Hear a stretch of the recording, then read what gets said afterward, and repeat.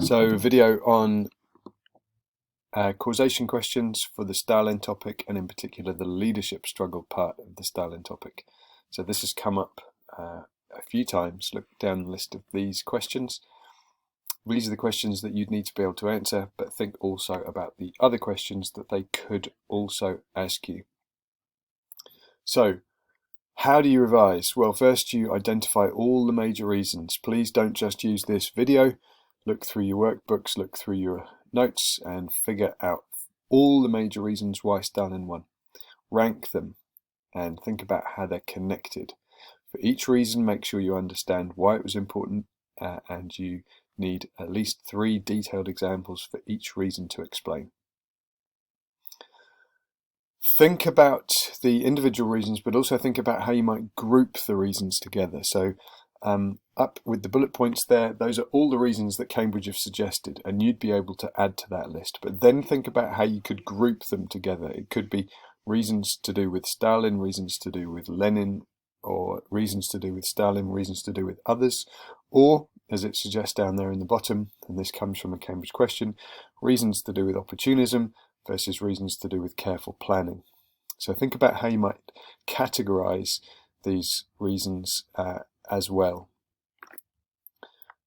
Think about how you might argue an answer to any of these questions. So if you want to take a chronological argument, create a timeline of the leadership struggle and think about when each of these factors was important. Was Lenin's legacy as important in 1924 as it was in 1928?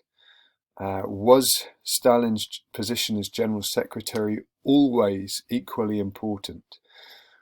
Were Trotsky's failures always equally important? I think when you look at your timeline, you'll be able to see some answers to these questions.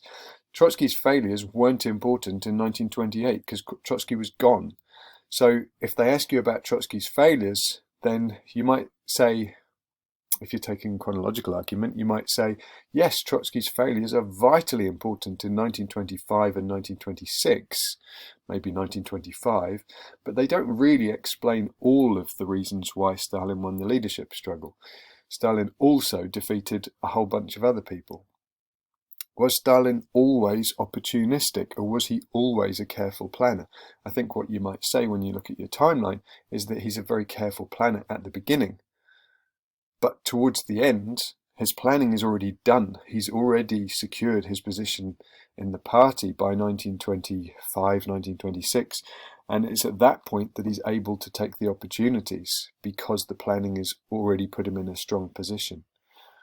When was Stalin winning policy arguments? Well, I think this is crucial. And I think this is a killer argument for you, really, because I think you can say that he's always winning policy arguments. He's consistently winning policy arguments.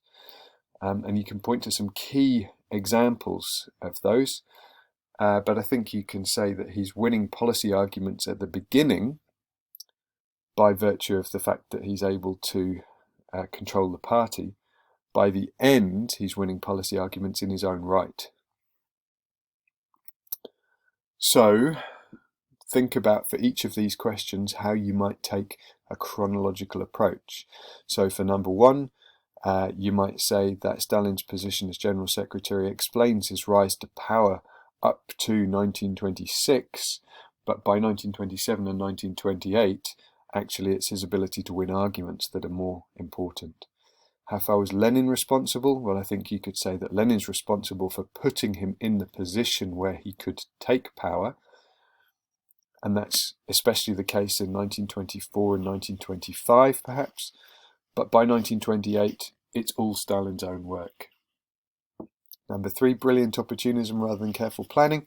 I think, as I've suggested, you could say that careful planning is vitally important in the early years, but not so important later on. Brilliant opportunism is more important later on. Similar argument with skillful planning for number 4. For number 5, as I've suggested, yes, we can blame Trotsky up to about 1926, but beyond that, I don't think Trotsky can be blamed. And similarly for question 6. Question 6 is slightly different because they've turned the question around, why Trotsky was unable to win. So you're not going to be going beyond 1926 in that question. But other than that, the questions are the reasons are quite similar.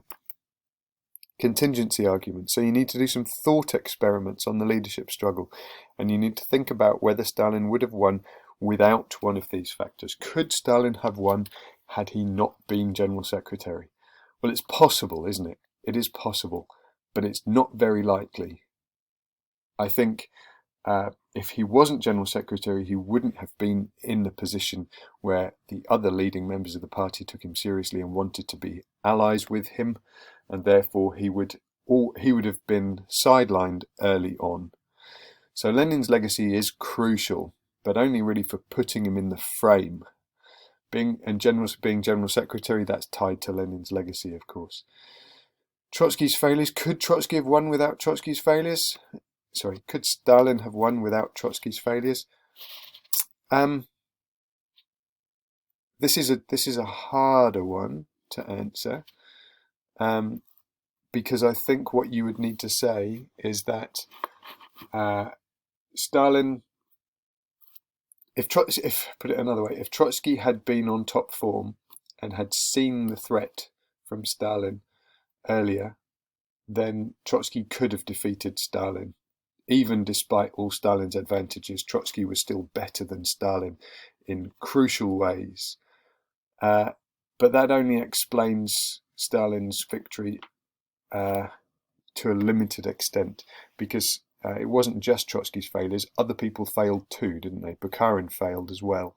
So I think you would probably be saying that yes, Trotsky's failures are important, but Stalin's victory wasn't contingent upon Trotsky's failures, because there were other factors as well. But that one is a difficult one. So I think I've already covered some of these points. I hope that helps.